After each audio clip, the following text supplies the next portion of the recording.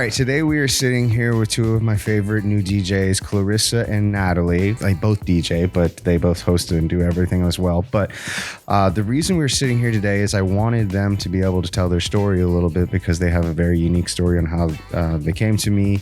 But originally, Clarissa first started and grew up in Brazil and then traveled to the United States, and that's where they both first met in San Diego. But why don't we backtrack a few years because your journey starts well before that.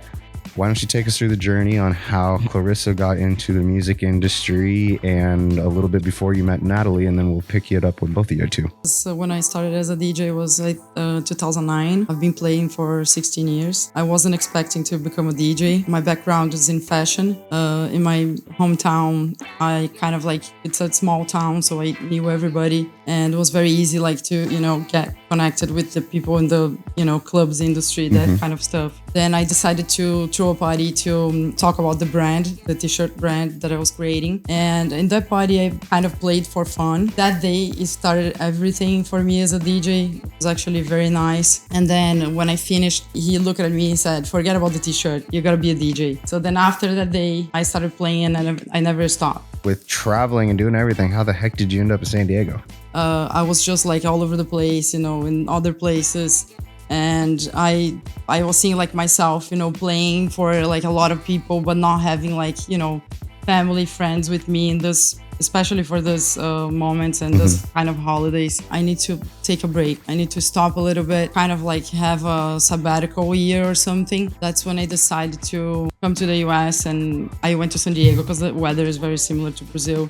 How did, once you moved to San Diego, what did the career path look like? Was it still with the same, obviously it probably wasn't with the same agency, you probably had to rebuild yourself a little bit. When I went to San Diego, my plan was to kind of take a little bit of time of this, craziness and traveling and nightclubs and waking up. I went to San Diego to study English. I did play over there, but then COVID hit and then everything kind of shut down. Yeah. And I wasn't able to do anything for basically 2 years, right? Yeah. Is that when you two met, was right around COVID? A year before COVID, just about. Yeah, okay, yeah, it was maybe 9 months or something because it was in June.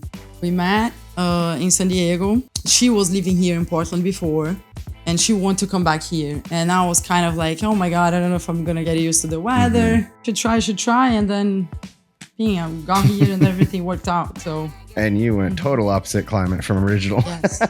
So one thing that I'm curious about, now that you've been in the US for a few years, how has your style changed? How has the music changed? How have you adapted? How's that whole transition been? When I was in Brazil, I was mostly doing clubs and festivals and very into house music. But I had a couple of situations that I played in weddings. It's a little bit different, of course it is. But it's just a matter of planning things, wedding, you plan things ahead, you know where you're gonna play. Because in the nightclub, I never know what I'm gonna play. I'm very good at reading the crowd. Because the nightclub, it's different.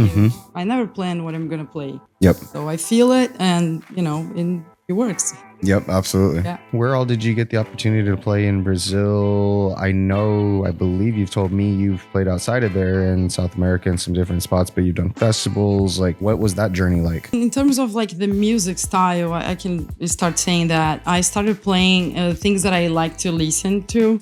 But then I had a transition in the middle of the years, and then I got super into electronic music, and then eventually I had agents working for me and with me, kind of getting the gigs. So I was traveling pretty much everywhere outside of Brazil. So one was in Paraguay, another one in Uruguay. So that's what kind of was going on. I kind of opened my email and I never knew where I was going, and then, you're booked, you're going to this place. Yeah. Bet you saw some amazing places though. Yeah, it was pretty fun. That's cool. I had a lot of fun.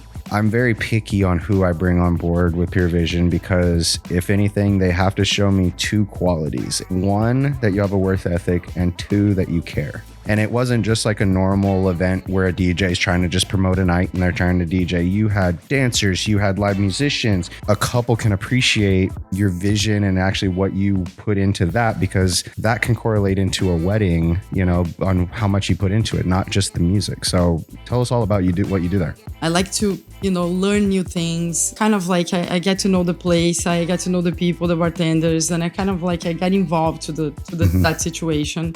That's actually what I did from the day one when I started playing Brazil. So, and I see the event, I see the whole thing, and I know what I want to bring to the audience. I know that people just don't want to see a DJ, they want to see something different. The way they kind of work together, Clarissa handles the DJ portion of things. She can be an MC if she needs to because she can speak English and Portuguese. But the cool thing is Natalie will take care of the behind the scenes type of things. How do you two work that out? I think we've learned each other's like body languages and like, like visual cues at this point. We kind of just communicate very smoothly.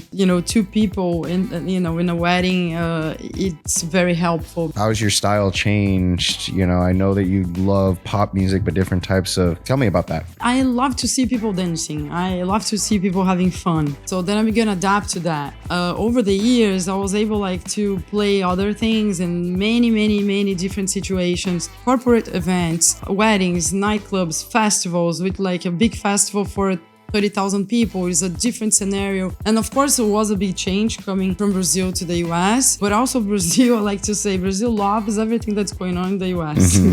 So in terms of music, even more. Everything that it's a hit here, it's gonna be a hit in there. Yeah, one of the cool things that I like about this is you both are involved on planning meetings.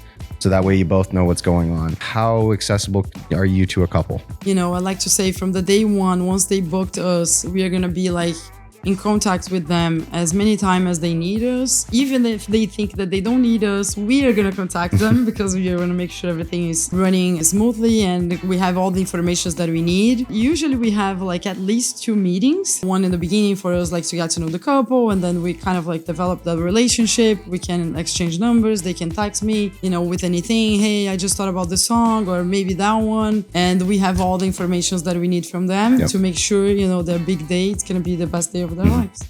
Do you have an ideal couple that you like to work with? If you could describe them so they know kind of if they would be a good fit for you, how would you describe them? People that they can communicate well and kind of let us know what they really need from us. It is always very helpful because, sometimes you try to say, hey, what do you guys like? And they don't really know how to tell us what they like. Yeah, at the end of the day, I just want to make sure they're gonna have an amazing day, an amazing wedding.